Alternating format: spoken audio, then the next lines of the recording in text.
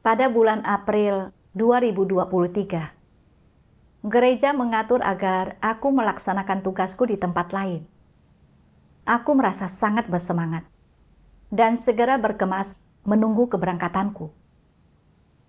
Namun, aku kemudian teringat bahwa aku memiliki masalah rahim. Dan karena layanan medis mungkin sulit dicari di tempat yang asing, aku pergi ke rumah sakit untuk diperiksa sebelum pergi. Setelah mengetahui gejala-gejalaku, dokter menyarankan tindakan kuret pada rahim untuk melaksanakan biopsi dan menyampaikan kekhawatiran bahwa jika ditunda, penyakitnya dapat berkembang menjadi kanker. Saat menunggu hasil, aku merasa gundah dan tidak tahu diagnosisnya akan menunjukkan apa. Beberapa hari kemudian, hasilnya keluar dan tertulis dalam laporan, diduga kanker endometrium. Aku sangat terkejut. Setelah menenangkan diri, aku bertanya, di sini tertulis diduga kanker. Jadi apakah itu berarti bahwa itu belum tentu kanker? Dokter menjawab, para dokter jarang langsung menyatakan bahwa itu kanker. Mereka membuka ruang bagi kemungkinan lain. Lebih banyak tes diperlukan untuk menentukan jenisnya. Lalu, pengobatannya akan didasarkan pada kondisi yang spesifik. Setelah mendengar itu, pikiranku menjadi kosong. Dan aku tidak dapat menyimak lagi hal-hal lain yang dikatakan oleh dokter. Ketika dihadapkan pada kanker yang tiba-tiba dan tidak diduga ini, aku benar-benar tidak siap. Aku berpikir, bagaimana mungkin itu kanker? Bagaimana mungkin aku menderita kanker?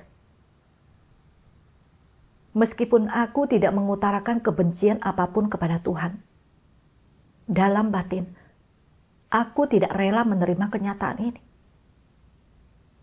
Aku bertanya-tanya, apakah diagnosis kanker ini adalah cara Tuhan untuk menyingkapkan dan menyingkirkanku? Atau apakah ini pemurnian? Apakah maksud Tuhan? Ketika pulang ke rumah, diriku merasa kosong dan benakku dipenuhi oleh pikiran bahwa hidupku hanya tinggal beberapa hari. Sore itu, saat aku keluar menjalankan tugas dengan seorang saudari, suasana hatiku sedang buruk dan aku merasa tidak fokus dan tidak bersemangat. Di perjalanan pulang, aku melihat langit yang biru dan berpikir, betapa indahnya. Berapa hari lagi aku masih dapat hidup? Berapa lama lagi aku masih mampu memandang langit yang indah ini? Jika aku meninggal, aku tidak akan pernah menyaksikan keagungan dari penyebaran Injil yang tidak pernah ada sebelumnya. Setelah itu, aku mencari informasi tentang kanker rahim di ponselku. Kulihat di internet bahwa beberapa orang yang terkena kanker endometrium di usia 50-an dapat sembuh. Tetapi ada juga yang tidak. Katanya, pasien stadium lanjut hanya hidup 3 hingga 5 tahun. Dan dalam kasus yang lebih parah, mereka mungkin hanya dapat bertahan 1 tahun. Semakin aku membaca, aku semakin takut. Karena tidak tahu berapa stadium kankerku, atau berapa lama lagi aku bisa hidup. Malam itu, ketika berbaring di ranjang, pikiranku terus berpacu. Dan aku berpikir, aku tadinya berharap bahwa percaya kepada Tuhan berarti aku akan diselamatkan dan tidak akan menghadapi kematian.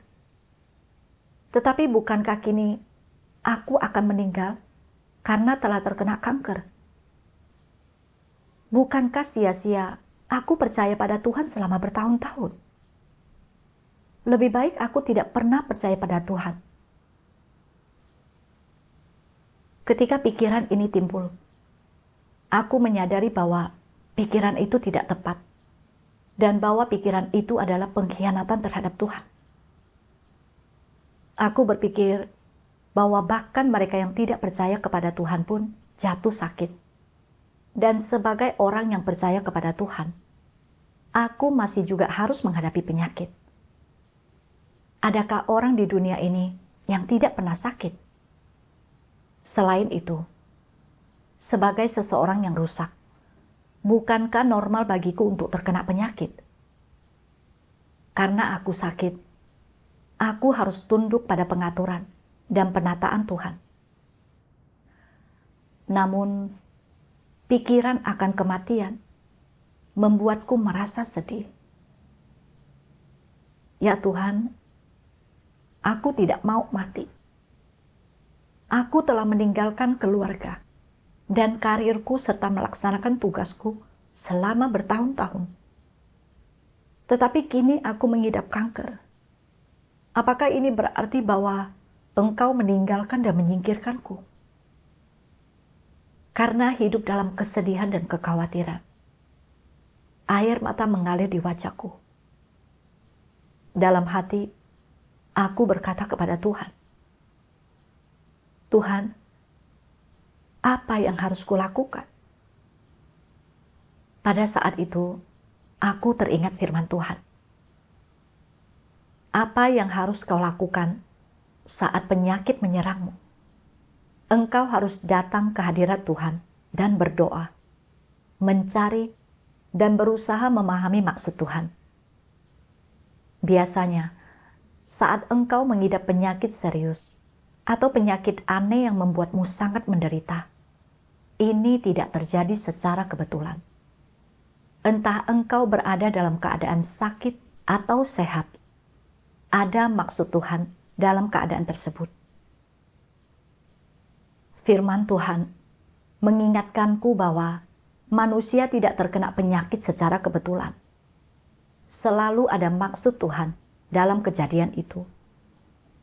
Jadi, aku berdoa kepada Tuhan dalam hati.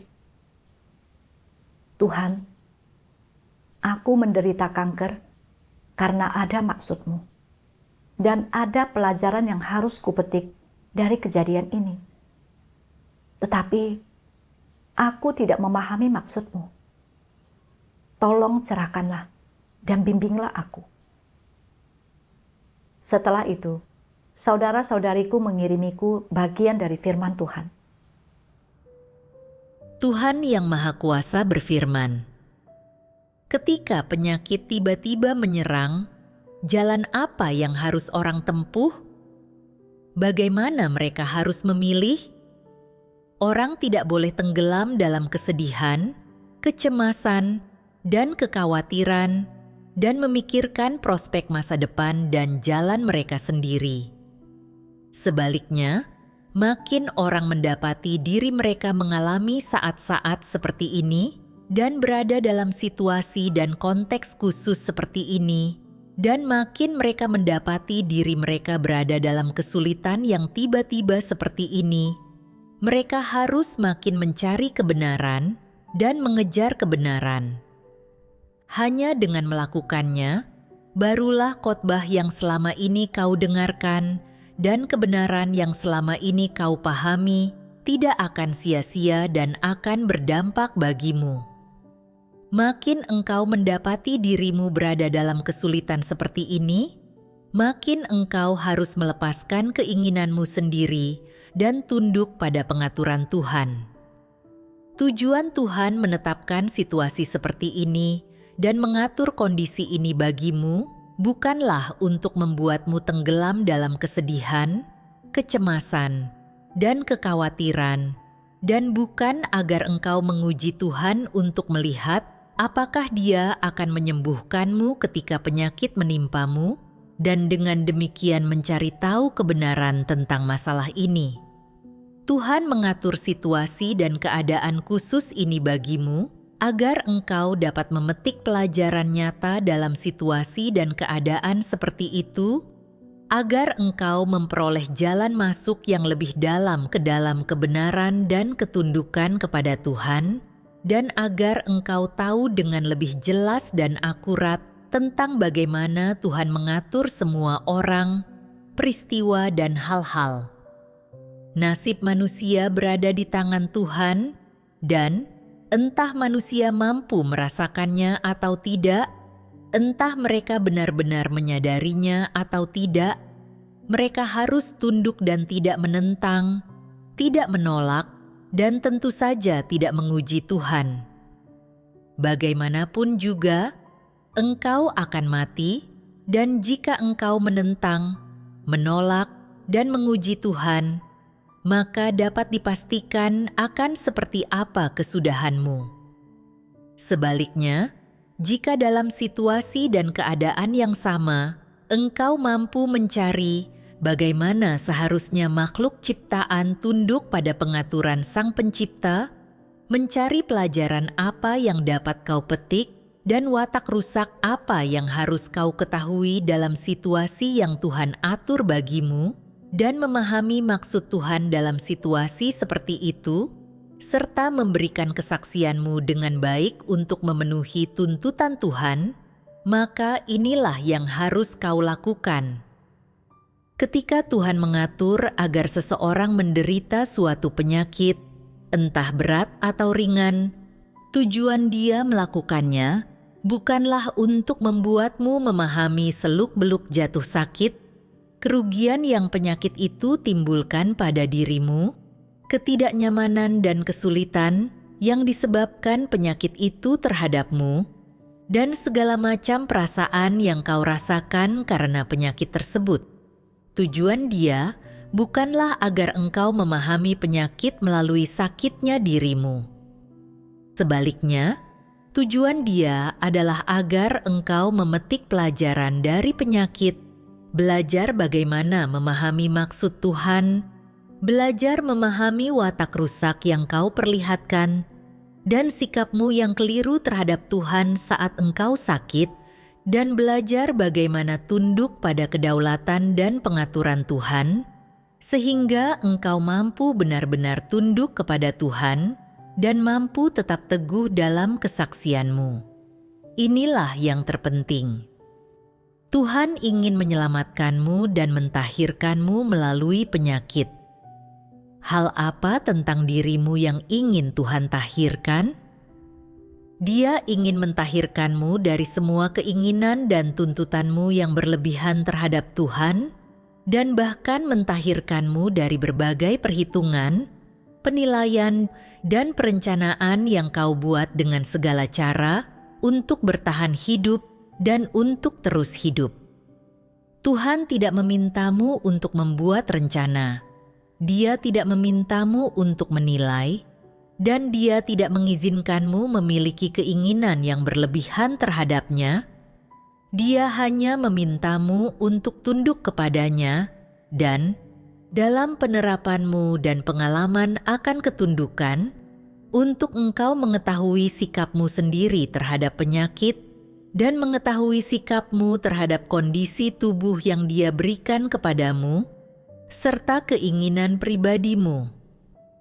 Setelah engkau mengetahui hal-hal ini, engkau akan mampu memahami betapa bermanfaatnya lingkungan penyakit yang telah Tuhan aturkan bagimu, atau kondisi tubuh yang telah Dia berikan kepadamu, dan engkau akan mampu menyadari betapa bermanfaatnya pengaturan itu untuk mengubah watakmu, untuk engkau memperoleh keselamatan, dan untuk jalan masuk kehidupanmu.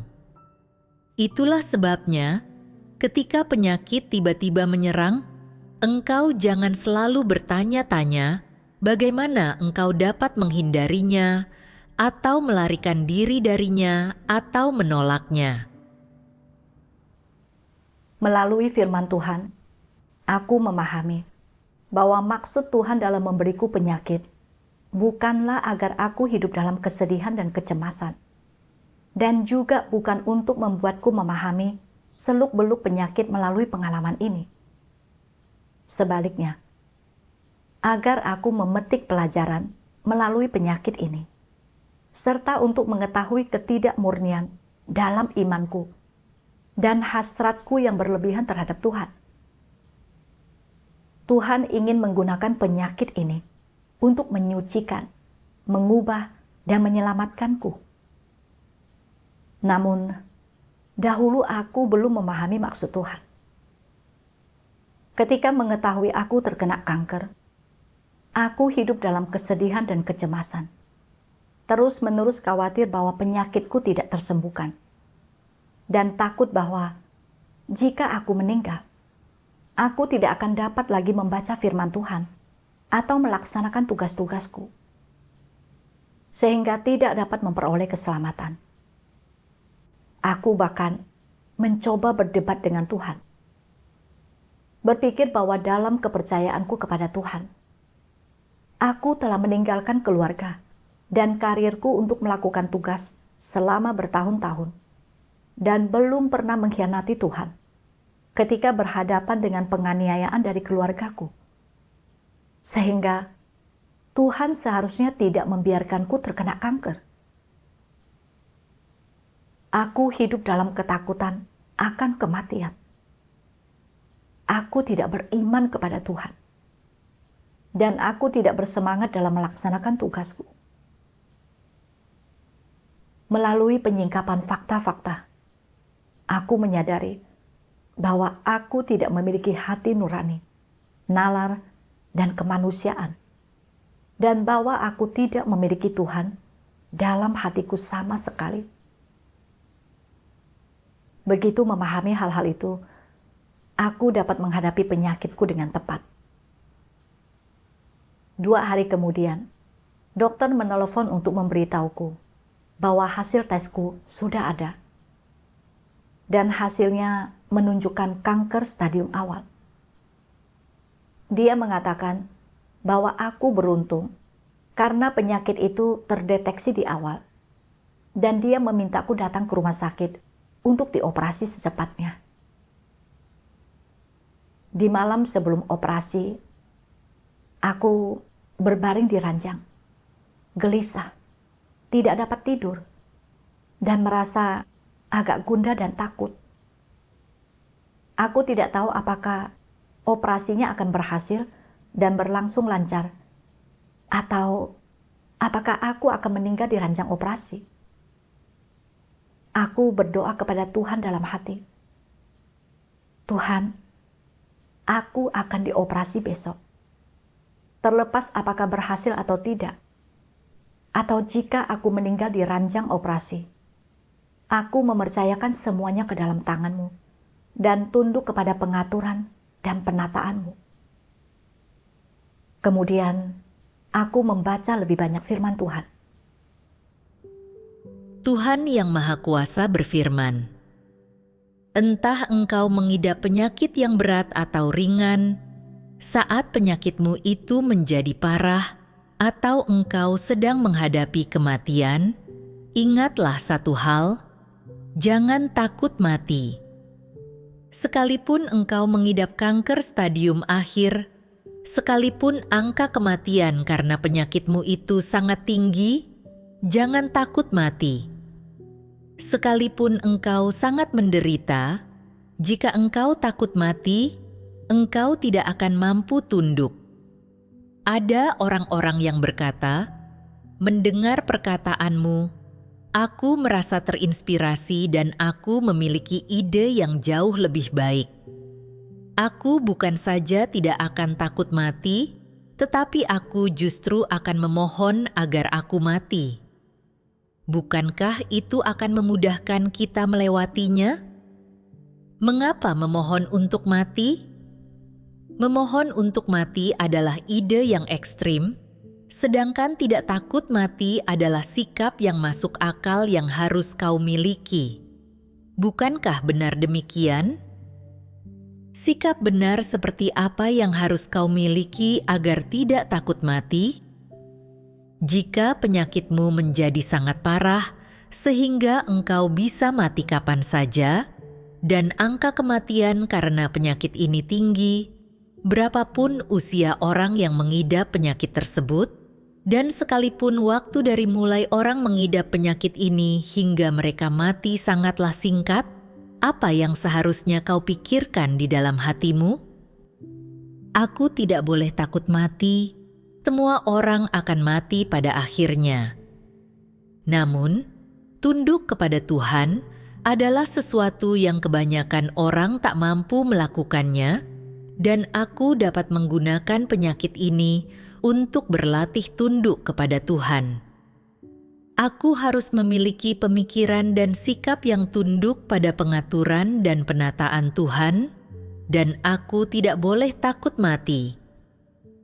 Mati itu mudah, jauh lebih mudah daripada hidup. Engkau bisa saja merasakan rasa sakit yang ekstrim, dan engkau tidak akan menyadarinya, dan begitu matamu terpejam, napasmu berhenti, jiwamu meninggalkan tubuhmu, dan hidupmu berakhir. Seperti inilah kematian terjadi, sesederhana ini. Tidak takut mati adalah salah satu sikap yang harus orang miliki. Selain ini, engkau tidak boleh khawatir tentang apakah penyakitmu itu akan memburuk atau tidak, atau apakah engkau akan mati jika engkau tidak dapat disembuhkan, atau berapa lama engkau akan sakit sebelum akhirnya engkau mati, atau rasa sakit seperti apa yang akan kau alami saat tiba waktunya engkau mati. Engkau tidak boleh mengkhawatirkan hal-hal ini. Ini bukanlah hal-hal yang perlu kau khawatirkan. Ini karena hari itu pasti akan tiba, dan pasti akan tiba pada tahun tertentu, pada bulan tertentu, dan pada hari tertentu. Engkau tidak dapat menyembunyikan dirimu darinya dan tidak dapat menghindarinya. Itu adalah nasibmu.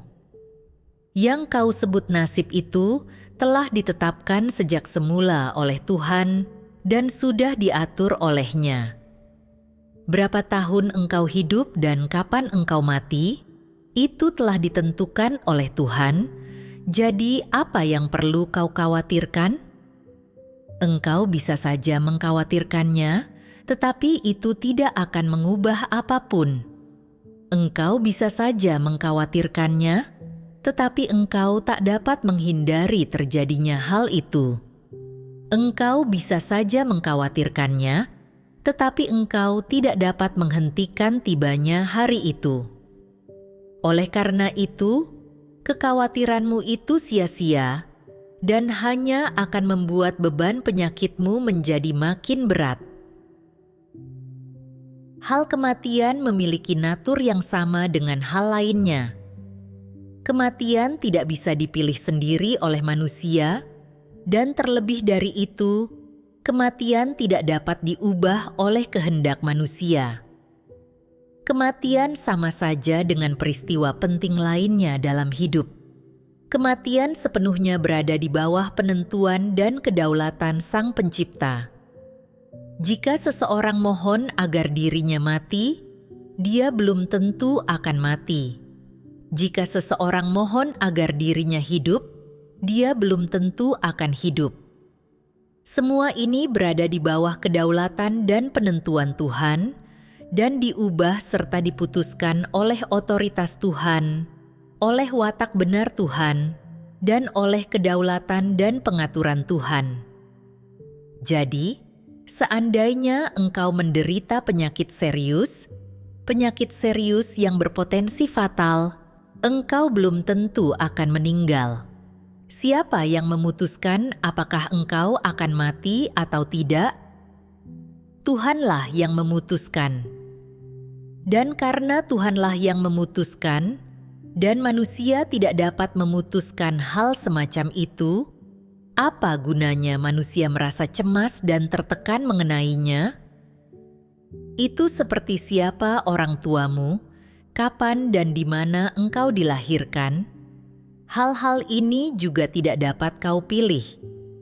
Pilihan paling bijaksana dalam hal ini adalah membiarkan segala sesuatu berjalan sebagaimana mestinya, tunduk dan tidak memilih, tidak mengerahkan pikiran atau tenagamu untuk hal seperti ini, dan tidak merasa tertekan, cemas, atau khawatir tentangnya. Karena manusia tidak dapat memilih sendiri hal ini, mengerahkan begitu banyak tenaga dan pikiran untuk hal ini adalah bodoh dan tidak bijaksana. Yang harus manusia lakukan ketika menghadapi hal tentang kematian yang sangat penting ini bukanlah menjadi tertekan, gelisah, atau takut, melainkan apa? Manusia harus menunggu, bukan? Ya, Benar bukan? Apakah menunggu berarti menunggu kematian? Menunggu mati saat menghadapi kematian? Benarkah demikian? tidak. Manusia harus menghadapinya dengan positif dan tunduk. Benar, menunggu bukan berarti menunggu kematian. Jangan takut menghadapi kematian, dan jangan menggunakan seluruh tenagamu memikirkan tentang kematian. Jangan berpikir sepanjang hari, akankah aku mati? Kapan aku akan mati? Apa yang akan kulakukan setelah aku mati? Jangan berpikir seperti itu.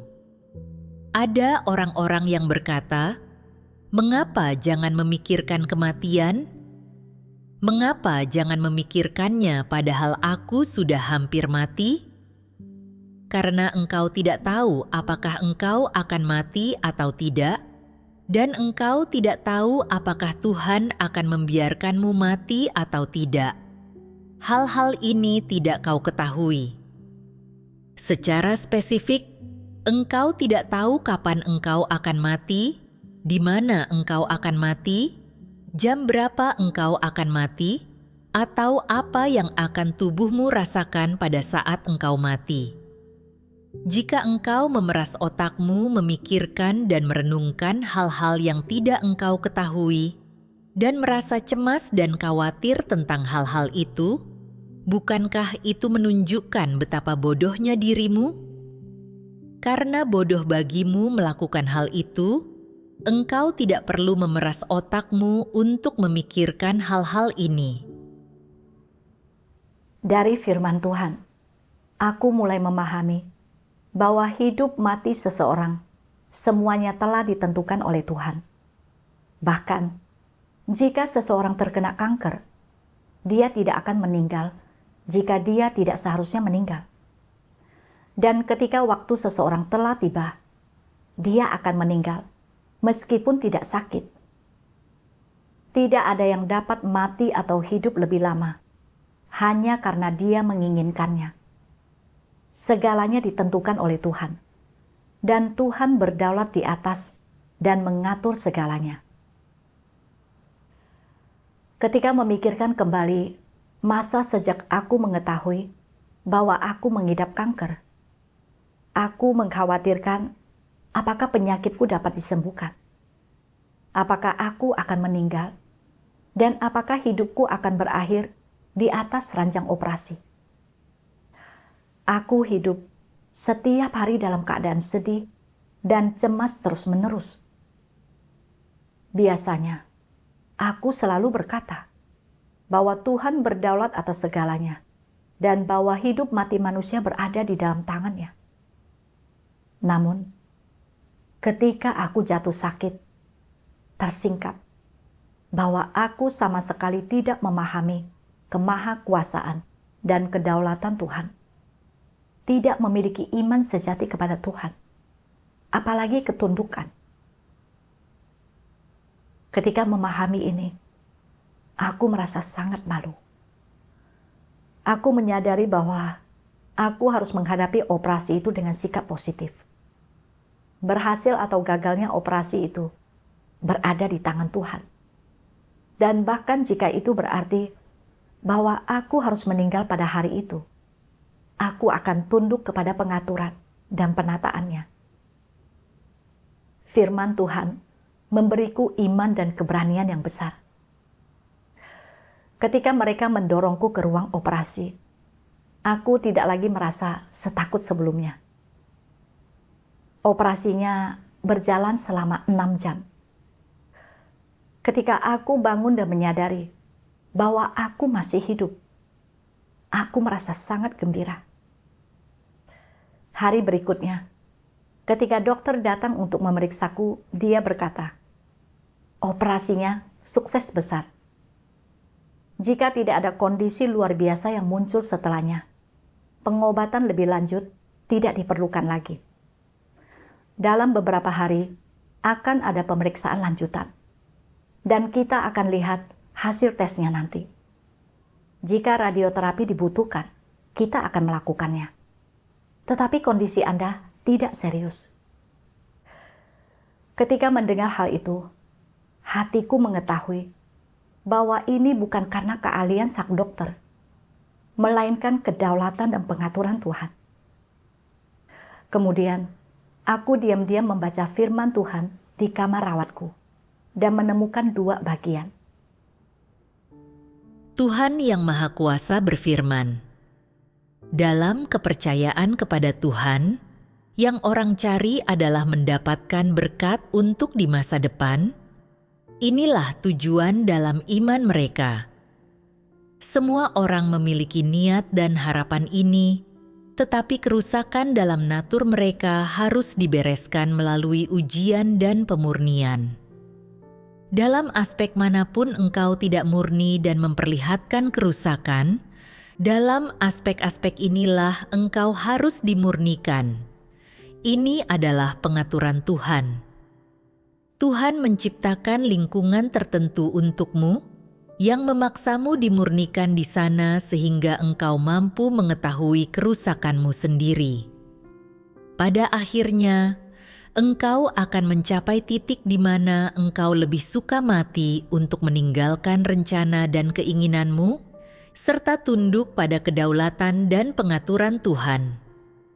Jadi, jika orang tidak mengalami beberapa tahun pemurnian, jika mereka tidak menanggung tingkat penderitaan tertentu, mereka tidak akan dapat membebaskan diri dari kekangan kerusakan daging dalam pemikiran dan hati mereka.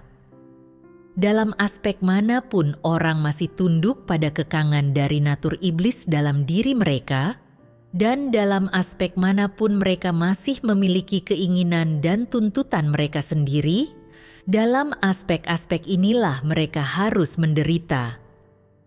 Hanya melalui penderitaan, pelajaran dapat dipetik, yang berarti orang menjadi mampu untuk memperoleh kebenaran dan memahami maksud Tuhan. Sebenarnya, banyak kebenaran dapat dipahami dengan mengalami penderitaan dan ujian. Tak seorang pun mampu memahami maksud Tuhan, mengenal kemahakuasaan dan hikmat Tuhan, atau menghargai watak Tuhan yang benar ketika berada di lingkungan yang nyaman dan mudah, atau ketika keadaan baik. Itu tidak mungkin. Begitu banyak orang percaya kepadaku hanya agar aku dapat menyembuhkan mereka. Begitu banyak orang percaya kepadaku hanya agar aku dapat menggunakan kuasaku untuk mengusir roh-roh najis dari tubuh mereka, dan begitu banyak orang percaya kepadaku hanya supaya mereka dapat menerima damai dan sukacita dariku. Begitu banyak orang percaya kepadaku hanya untuk menuntut lebih banyak kekayaan materi dariku. Begitu banyak orang percaya kepadaku hanya untuk menjalani hidup ini dengan damai dan agar aman dan selamat di dunia yang akan datang. Begitu banyak orang percaya kepadaku untuk menghindari penderitaan neraka dan menerima berkat-berkat surga. Begitu banyak orang percaya kepadaku hanya demi kenyamanan sementara, tetapi tidak berusaha memperoleh apapun dari dunia yang akan datang. Saat aku mengaruniakan murkaku kepada manusia dan merampas semua sukacita dan damai yang pernah mereka miliki, mereka menjadi ragu. Saat aku mengaruniakan penderitaan neraka kepada orang dan menarik kembali berkat-berkat surga, mereka menjadi marah. Saat orang memintaku untuk menyembuhkan mereka, dan aku tidak memedulikan mereka dan merasakan kebencian terhadap mereka, mereka meninggalkanku untuk mencari cara pengobatan lewat perdukunan dan ilmu sihir. Saat aku mengambil semua yang telah orang tuntut dariku, mereka semua menghilang tanpa jejak.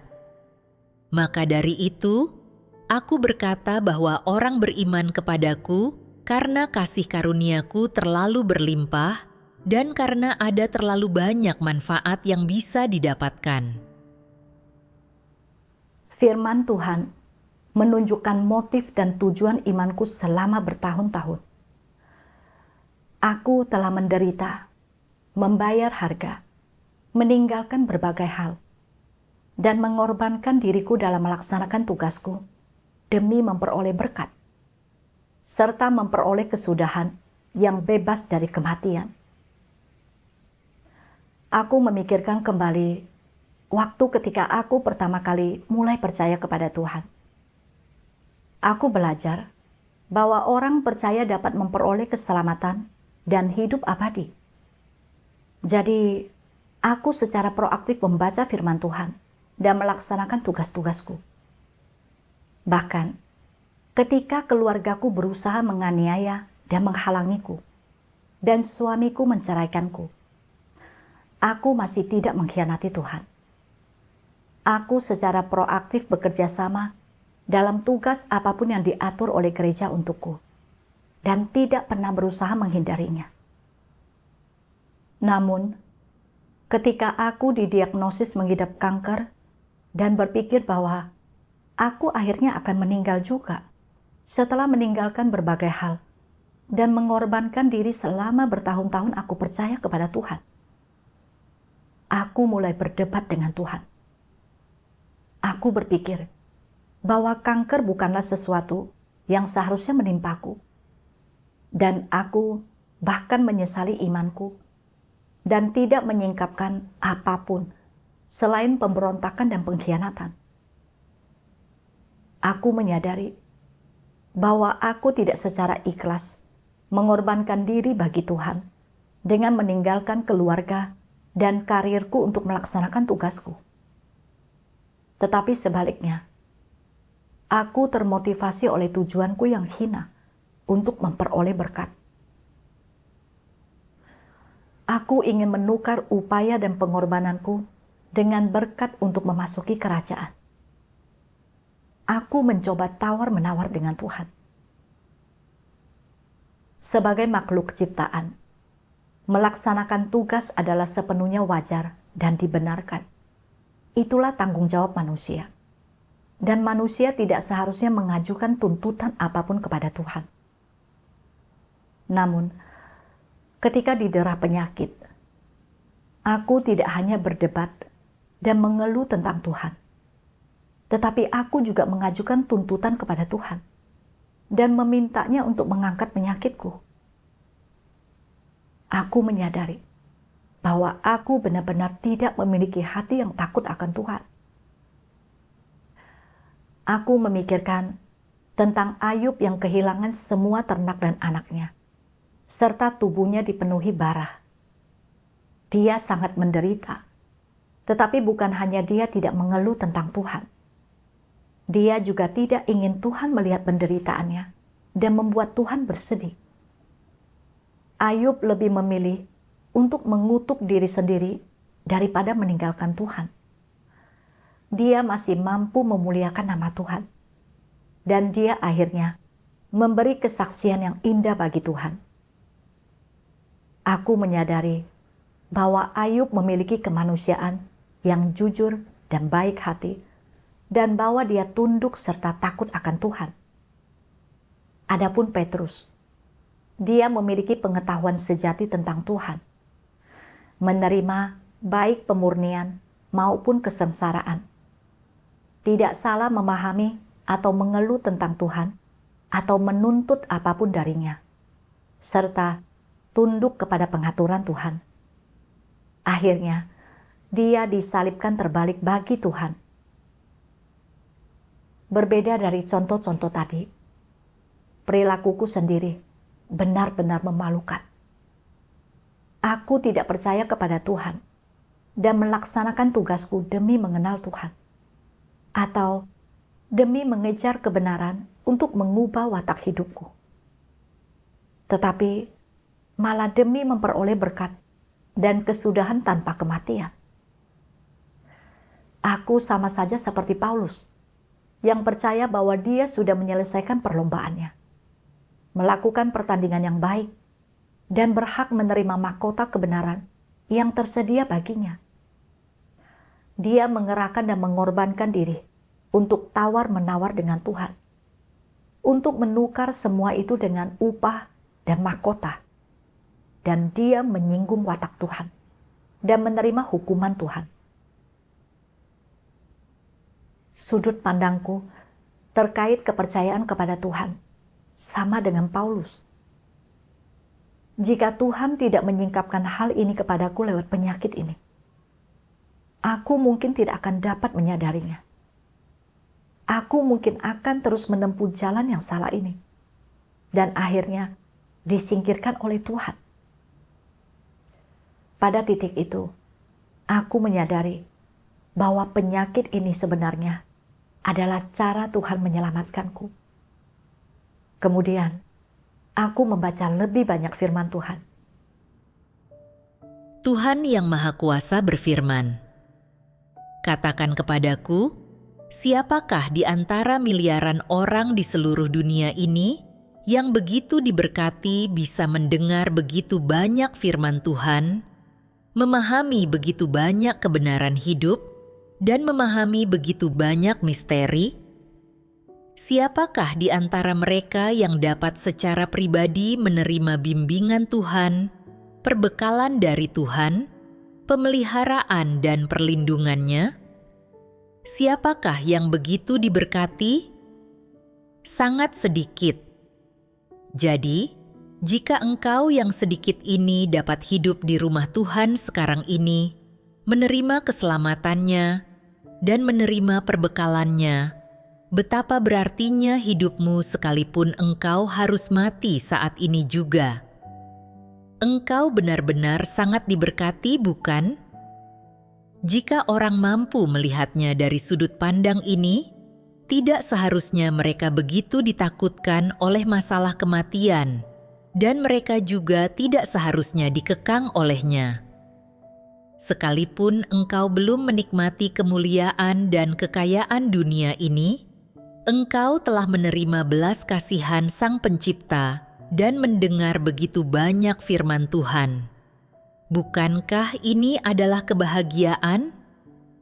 Berapa tahun pun engkau menjalani kehidupanmu di dunia ini, hidupmu berarti dan engkau tidak menyesalinya. Karena selama ini engkau selalu melaksanakan tugasmu dalam pekerjaan Tuhan, engkau telah memahami kebenaran, memahami misteri kehidupan, dan memahami jalan dan tujuan yang harus kau kejar dalam hidup ini. Engkau telah memperoleh begitu banyak. Engkau telah menjalani kehidupan yang sangat berarti.